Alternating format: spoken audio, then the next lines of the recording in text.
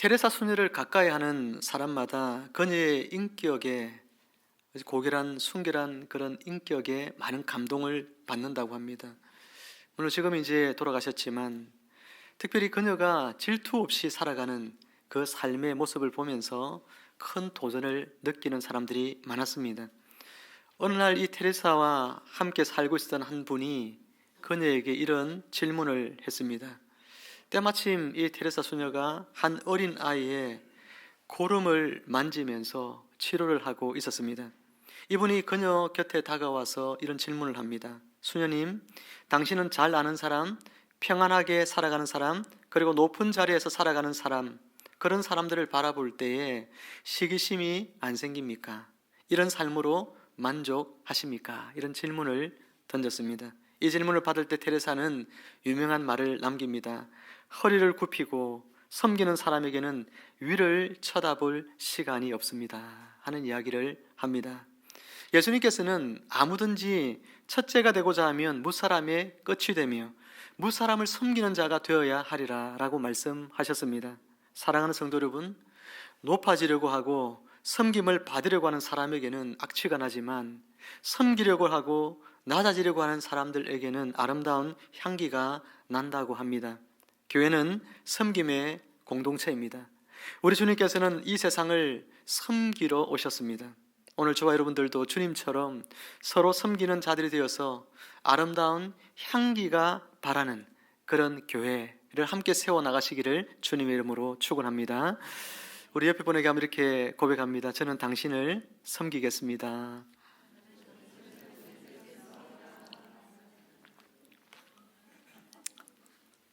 한번 물어보세요. 진심이세요? 네, 진심이세요? 그 마음의 진심이 느껴집니까? 네. 46절 말씀을 보면 제자들 중에 누가 큰가 하는 문제로 변론이 일어났습니다.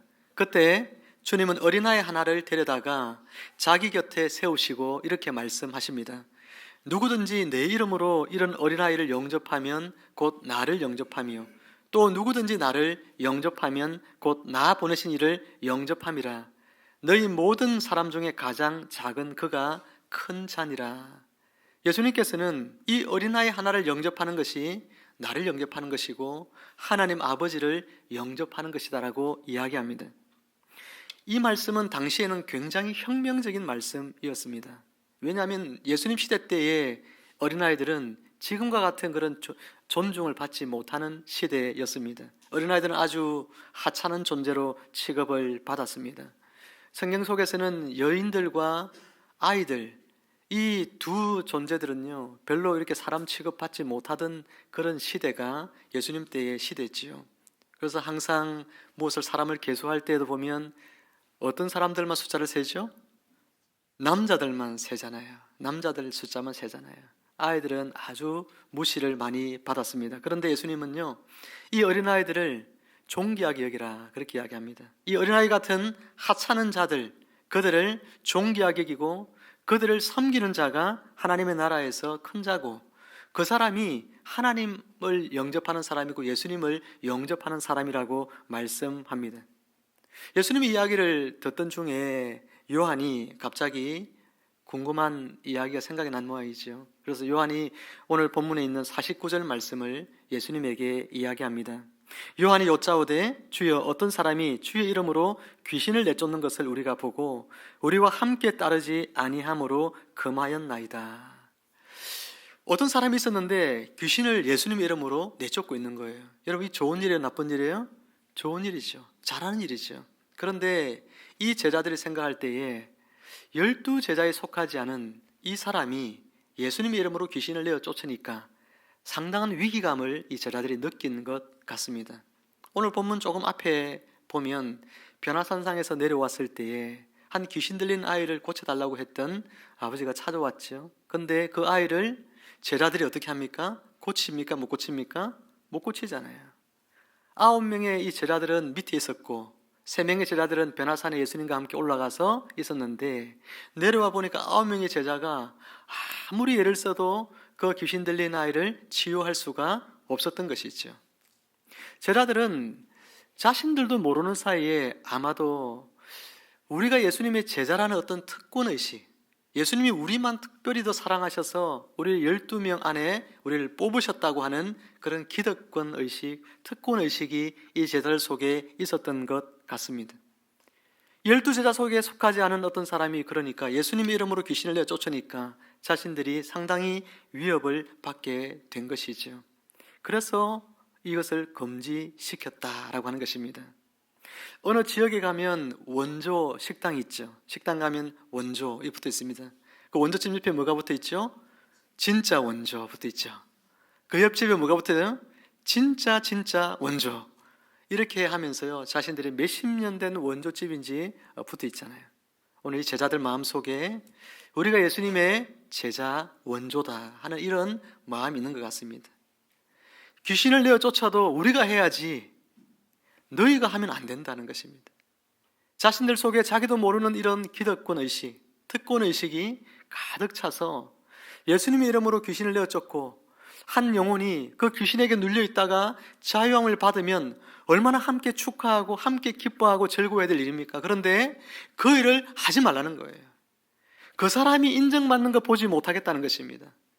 내가 사람들로부터 칭찬을 받고 인정을 받아야 되는데 저 성도가 칭찬받고 인정받는 것을 내가 견디지 못하겠다는 거예요.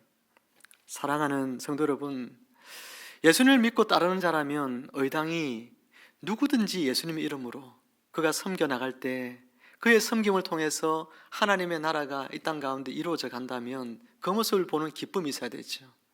한 영혼이 그들의 섬김을 통하여 자유케 된다면 그런 기쁨과 즐거움이 있어야 마땅한 것입니다. 그런데도 이 제자들은 그러지를 못했습니다. 사랑하는 성도 여러분, 여러분 같으면 어떻게 했을까요? 오늘 저와 여러분들은 누군가가 나보다도 더 뛰어난 재능을 가지고 있고 누군가가 나보다도 훨씬 더 삶에 있어서 여유롭고 하나님의 더 많은 축복을 누리고 여러분 그렇게 살아간다면 시기하고 여러분 미워하고 그 사람을 질투하고 여러분 그렇게 살까요? 아니면 하나님의 복을 받는 저 사람, 하나님의 능력과 은사를 받아서 다양한 방식으로 교회 공동체를 아름답게 섬기는 저 사람을 보면서 축복하고 저분이 우리 교회에 있어서 참 행복하다라고 하는 그런 마음들로 하나님을 찬양하는 그런 여러분 선택을 할까요? 오늘 우리 안에도 혹시 내가 주님이 더 사랑하는 사람인데 내가 이 교회에 더 오래 있었는데 내가 주님을 더 훨씬 열심히 섬겼는데 여러분 그런 자기도 모르는 자기 안에 그런 우월의식, 특권의식 여러분 그런 마음을 가지고 교회를 섬긴다면 안 되는 것입니다. 어떤 분들은 그런 분이 있어요. 교회에 갔는데 어느 목사님이 그 교회에 피아노를 하나 옮기는 것도 못해요. 피아노를 옮기는데 그래서 목사님이 생각한 게 하루에 1cm씩 옮기는 거예요. 1cm씩. 그러니까 나중에 한 몇 년 지나니까 이제 피아노가 저기 있는 게 저기가 있는 거예요. 왜 그 장로님이 이 피아노를 못 옮기게 했을까요? 자기들이 여기가 다 좋다 생각해서 정해놓은 자리라는 거예요. 옛날에 목사님 계실 때부터. 그런데 새로운 목사님 와가지고 피아노를 저기로 옮기려고 하니까 뭐 안 된다는 겁니다. 이 교회를 내가 지었는데 여기에 벽돌부터 내가 쌓아가지고 또 우리 집문서 우리 맡겨가지고 대출 받아가지고 이렇게 지은 교회인데 이러면서 그런 특권의식을 가지고 있는 기득권의식을 가지고 있는 그런 성도들이 옛날 교회에 보면요 가끔씩 있어요. 우리는 그런 마음을 버려야 합니다. 내가 세운 교회가 아니에요. 내가 이 교회 짓는데 모든 비용을 내가 다 내었다 하더라도 여러분 그 사람이 지은 교회가 아니고 그 사람이 교회가 아닙니다. 교회는 누구의 교회죠? 주님의 교회예요. 주님의 교회예요. 그러니 우리는 주님의 교회에 주님을 섬기기 위해서 우리에게 주신 은사와 달란트와 또 우리에게 있는 물질과 우리의 삶으로 주님을 섬겨갈 뿐이죠. 누군가가 열심으로 잘 섬기고 누군가가 주님의 큰 축복을 받아 살면 우리는 그분을 격려하고 칭찬하고 축복하고 그렇게 해야 되지, 내가 저걸 해야 되는데 내가 해서 칭찬받아야 되는데 이런 마음이 있다면 오늘 이 제자들과 똑같은 사람이 되고 마는 것입니다. 빌립보서 2장 3절에서 바울은 이렇게 말씀하셨습니다. 아무 일이든지 다툼이나 허영으로 하지 말고 오직 겸손한 마음으로 각각 자기보다 남을 낮게 여기고. 겸손한 마음으로 어떻게 하랬지요? 각각 자기보다 누구를요? 남이란 것은 다른 지체를 말하거든요. 남을 낮게 여기고 라고 이야기합니다. 그 사람이 비록 차별받고 무시받는 어린아이 같은 사람이라도 그 사람을 나보다도 낫다고 생각해야 돼요. 어린아이 말이기 때문에 무시하고 너가 뭘 한다고 말해, 이렇게 우리가 하기 일수잖아요. 애들이 막 장터에 이렇게 막 오면 막 애들은 가라, 옛날에 뭐 그랬잖아요, 그죠? 애들은 가라 이러면서 애들 무시하고 그러지 않습니까? 예수님 시대 때도 똑같잖아요. 예수님에게 사람들이 몰려오니까 애들 얼마나 궁금하겠어요. 예수님께로 가고 싶은데 어른들이 막 야 너희들 저리 가 이렇게 이야기한단 말이죠. 무시받아도 된다고 생각해요, 애들은. 그런 것처럼 오늘 교회 공동체에도 어떤 사람들은 누군가를 무시합니다.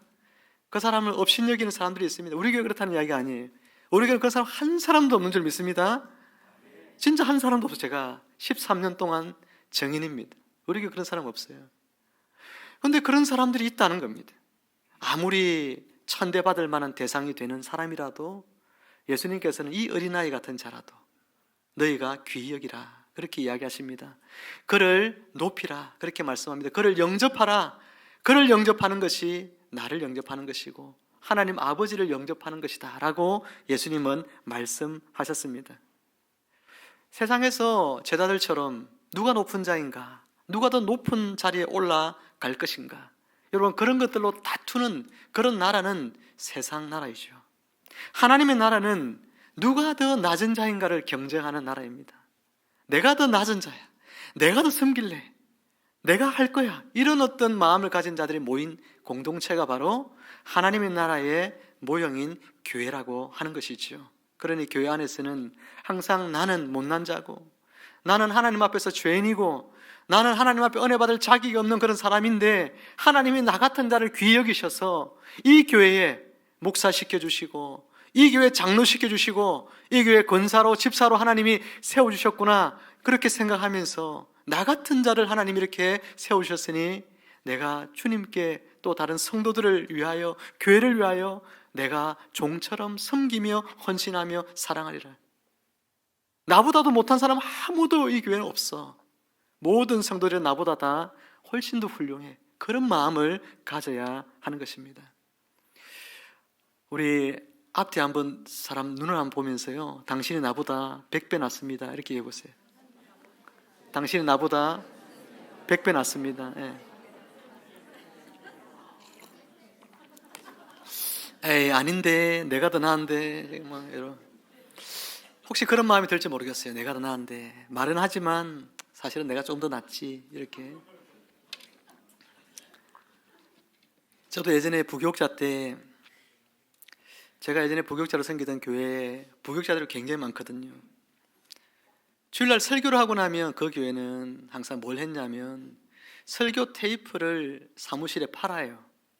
근데 부교육자들 설교 테이프까지도 팔거든요. 그러면 이제 어떻게 되겠습니까? 가보면 사무실에 가면 이제 부교육자들이 한 10몇 명 되는데 설교 테이프들이 어떤 사람께 많이 남았나, 어떤 사람께 적게 남았나 볼 거 아니에요. 근데 어떤 목사님 거는 설교하고 나서 테이프가 날개도 없이 팔려가지고 그 다음 주 되면 하나도 없어요.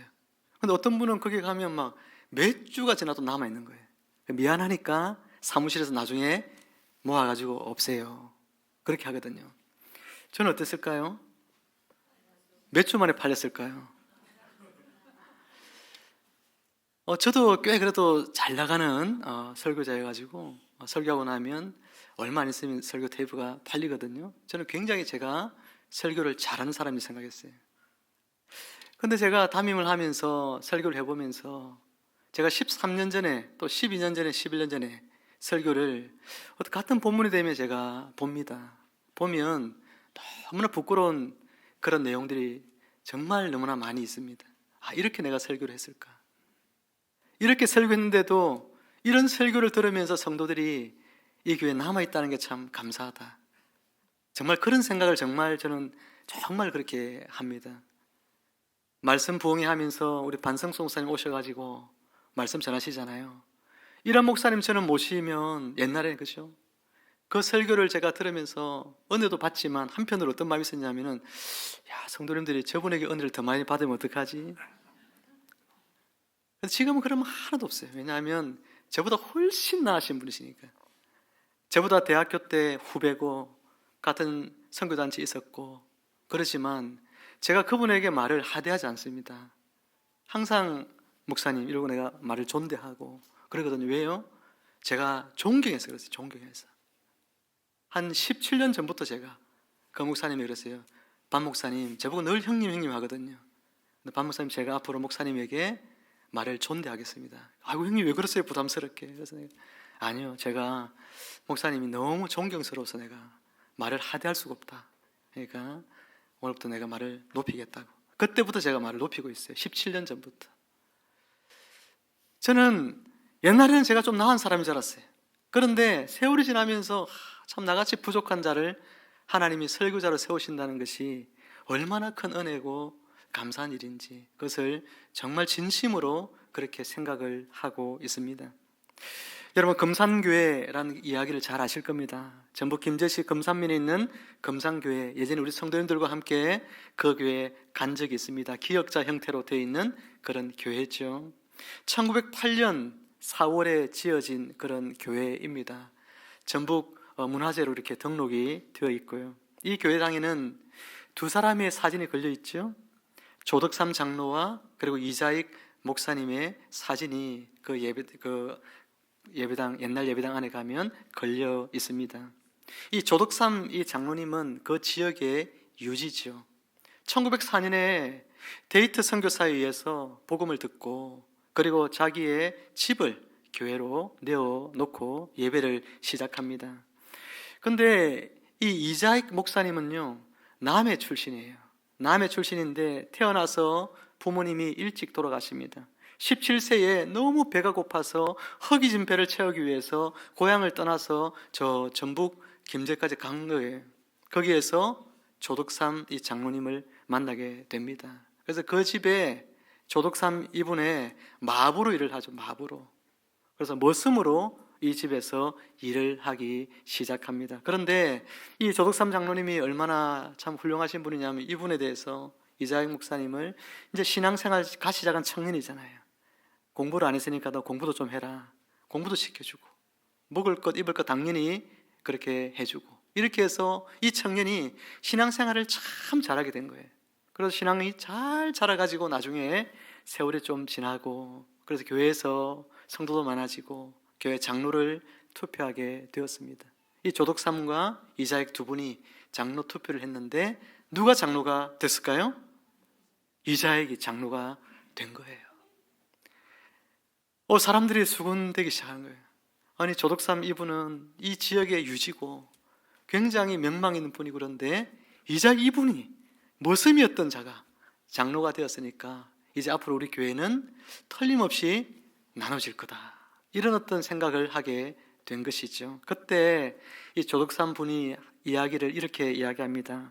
금산교회 성도들은 참으로 훌륭한 일을 했습니다. 저희 집에서 일하는 이자익 청년은 저보다 신앙의 열정이 대단합니다. 그를 뽑아주셔서 감사합니다 라고 하면서 이 조덕삼 씨가 이자익 이 장로가 된 이분을 섬깁니다. 그리고 나중에 이자익을 평양신학교에 보내어가지고 목사 안수를 받고 난 뒤에 자기가 섬기는 이 교회의 담임 목사님으로 청빙을 하죠. 머슴이었던 자를 장로로 그리고 이제 목사로 그러면서 그분을 섬기면서 그렇게 신앙생활을 했던 분이 바로 이 훌륭한 조덕삼이라는 분이신 것이죠. 이 금산교회 이야기입니다. 예수님께서는 너희 중에 큰 자는 너희를 섬기는 자가 되어야 한다 라고 말씀하신 것 같이 참으로 주님의 가르침을 그대로 실천하시는 분이 아닌가 하는 생각이 듭니다. 사랑하는 성도 여러분, 섬김이라고 하는 것은요, 우리가 신앙 안에서 장성한 자의 그런 어떤 표지예요. 우리가 신앙생활 하면서 성장하면 당연히 나타나는 모습 중에 하나가 뭐냐 하면 섬김의 모습입니다. 섬김은 예수님의 마음을 드러내는 아주 고귀한 마음이죠. 예수님께서는 저 하늘 보좌를 버리시고 낮고 낮은 이 땅에 오셔서 이 땅에서도 가장 낮은 곳 어디입니까? 십자가까지 예수님께서는 낮아지셨다 그랬습니다. 그렇게 낮아지신 이유는 우리를 높이시기 위해서다 그렇게 말씀하셨죠. 예수님께서는 이처럼 자신이 낮아지심을 통하여 우리를 높이기를 원하시는 분이 우리가 믿고 따르는 주님이시니, 우리가 함께 주님을 머리로 둔 이 교회를 우리가 섬겨 나갈 때 주님 따라서 우리도 살아가야 하는 것이고, 우리가 예수님 믿으면서 신앙의 연수가 쌓일수록 우리의 모습 속에는 섬김의 아름다운 열매가 우리에게 풍성하게 드러나야 될 줄로 믿습니다. 우리 강주 샘물교회 안에 이와 같은 아름다운 섬김이 넘쳐나기를 축복합니다. 여러분, 근데 섬김이란 것이요, 이것이 그냥 잘 되는 게 아니라 이것도 훈련이 필요합니다. 섬김도 훈련이 필요합니다. 많고 큰 대단한 일을 훈련하는 것이 아니라 아주 작은 것부터 훈련하면 좋겠습니다.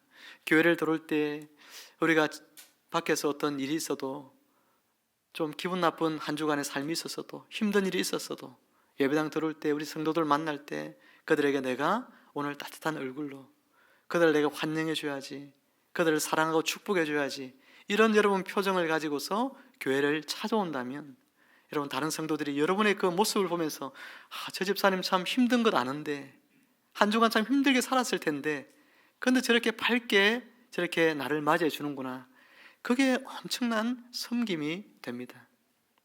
저를 지도하셨던 리더 형제님 중에 한 분이 예전에 한진중공업에 다녔는데, 그분이 저에게 한 말씀이 제가 기억이 아직도 잊혀지지 않는 말씀이 뭐냐면, 자신은 집에 들어가기 전에 자기 집 앞에 횡단보도가 있는데 그 횡단보도 앞에서 자기의 마음을 새롭게 한대요.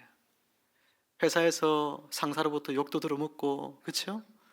일 잘 못한다는 그런 이야기 들으면 얼마나 기분 나쁘겠습니까? 또 일이 잘 안 될 때도 있을 거잖아요. 근데 그런 일들 속에서도 집에 들어가면 이 집은 내가 섬겨야 될 곳, 내가 자녀들과 아내와 여기에 내가 사랑으로 그들을 내가 대해야지, 이런 마음을 가진대요. 그래서 횡단보도 앞에서 얼굴을 다 새롭게 하고 마음을 새롭게 하고, 회사에서 있은 모든 안 좋았던 것들은 다 뒤로 하고, 그리고 집에 가서는 일체 그런 이야기 하지 않고 내색하지 않고 집에 가서 행복하게 가족들과 시간을 보낸다, 그런 이야기 들었습니다.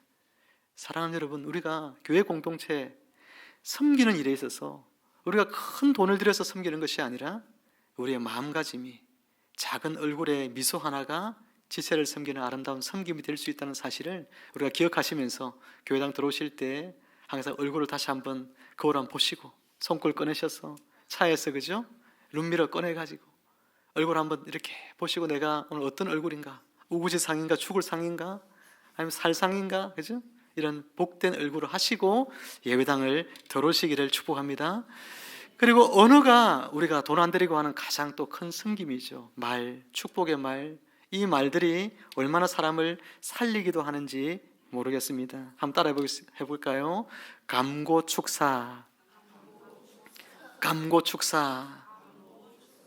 눈 감고 축사한다, 이런 말이 아니라 감사합니다, 고맙습니다, 축복합니다, 사랑합니다, 이런 말들로 서로를 향해 축복하시고, 그리고 세워주시고 격려하시는 그런 성도님들이 또한 되시기를 축복합니다. 섬김에는요, 이렇게 아무것도 우리가 사실 대가가 필요하지 않습니다. 돈이 드는 것도 아니죠. 근데 때로는 또 섬김은 행동으로 드러내야 될 그런 섬김들이 있습니다. 제가 대학 다닐 때 아르바이트를 하면서 그렇게 생활을 제가 했는데, 가해 아르바이트가 끊겨진 어떤 때에 한 몇 달 동안 가해가 들어오지 않아서 제가 생활비가 없어가지고 학교에 그냥 맨밥을 이렇게 도시락을 싸서 그거 가지고 학생 식당에 가면 300원짜리 소고기 국이 있어요. 근데 300원짜리가 있고 500원짜리가 있는데, 500원짜리는 소고기 건더기가 보일랑말랑하고 300원짜리는 소고기 그냥 국물에다가 기름 덩어리 하나 넣어주고 거기에 튀김가루 좀 얹어주는 거예요. 그게 300원짜리예요. 300원짜리 사가지고 거기다가 밥을 말아서 먹습니다. 그런데 그런 모습을 이제 본 제 선배가, 제 신앙의 이제 멘토기도 하고, 그 선배가 자기도 참 어렵게 살고 있는데 어느 날 저에게 봉투를 하나 건네줬어요. 그래, 뭡니까 형님 했더니, 너 용돈 하라고, 이거 가지고 밥 사 먹으라고, 차비하라고 그렇게 준다면서 주시는 거예요. 그래서 제가 아이고 형님 됐다고. 그 형님도 교회에 지휘를 봉사하면서 한 달에 얼마 안 되는 사례를 받아서 생활을 하고 있었습니다. 근데 저에게 봉투에 담아서 제게 준 거예요. 제가 극구 거절하니까 형님이 그냥 제 옷 속에 집어넣고 가버렸어요. 지금도 그것을 잊지 못해요.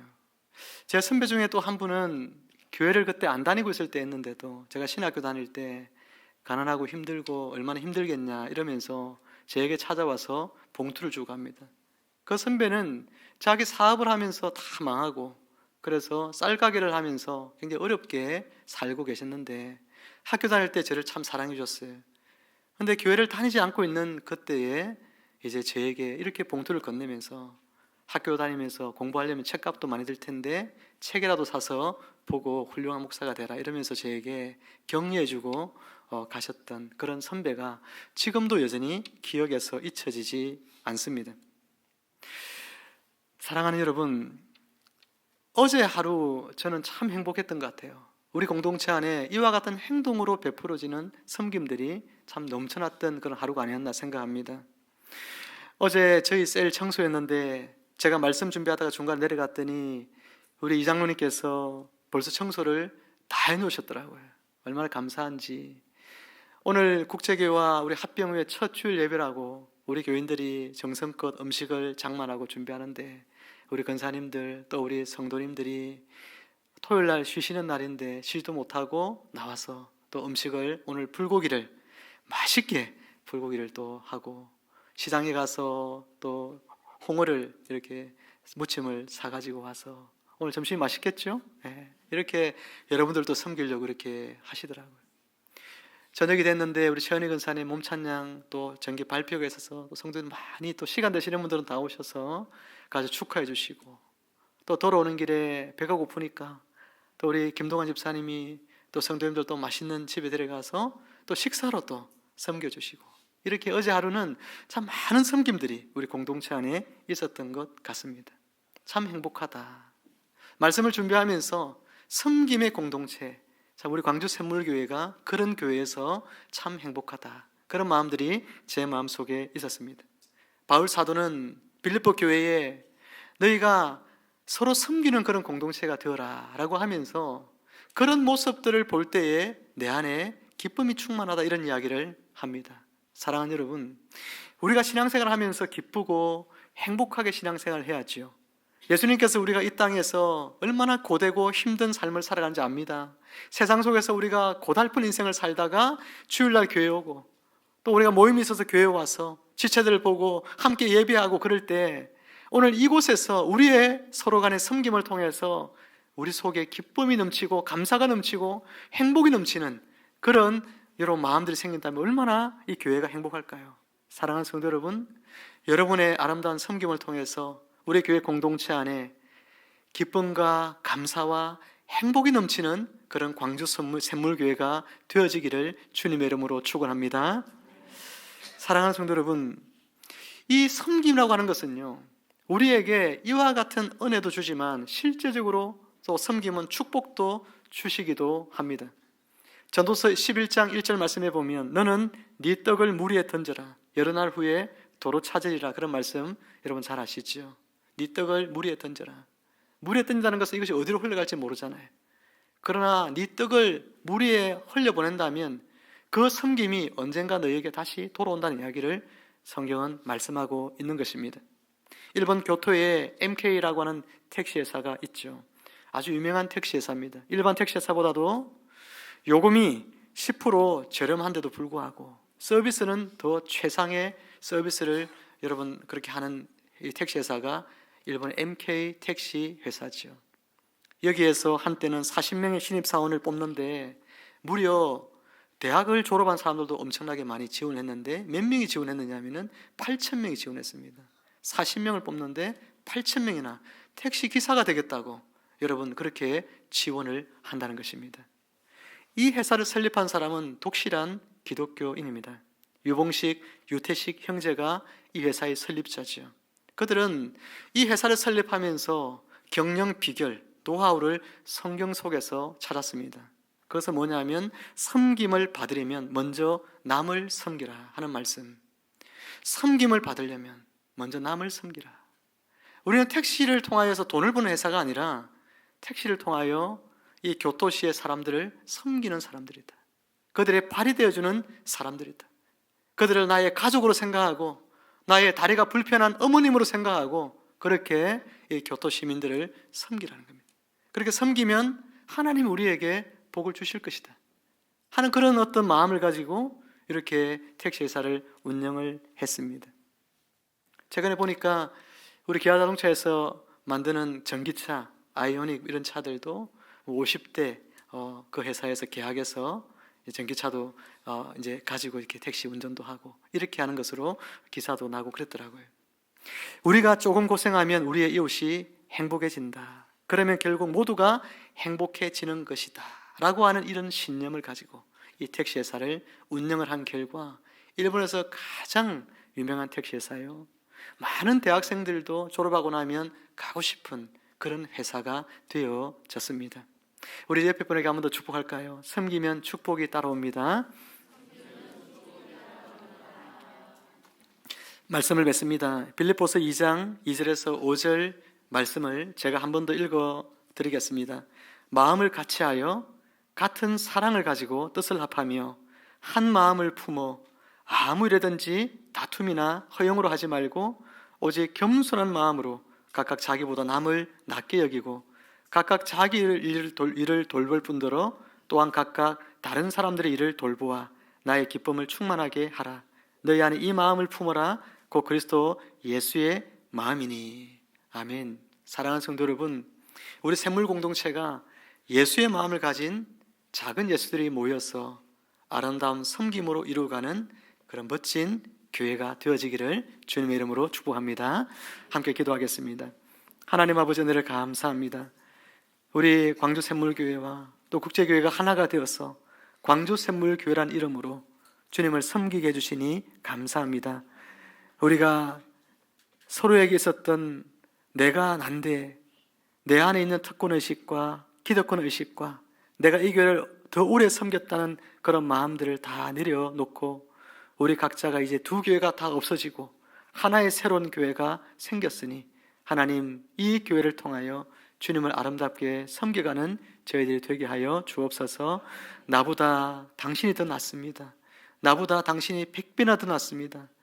당신의 섬김을 통하여서 교회가 풍성해지니 참으로 행복합니다. 이와 같은 고백들이 우리 공동체 안에 넘쳐날 수 있도록 은혜 베풀어 주옵소서. 예수님의 이름으로 감사하며 기도합니다. 아멘.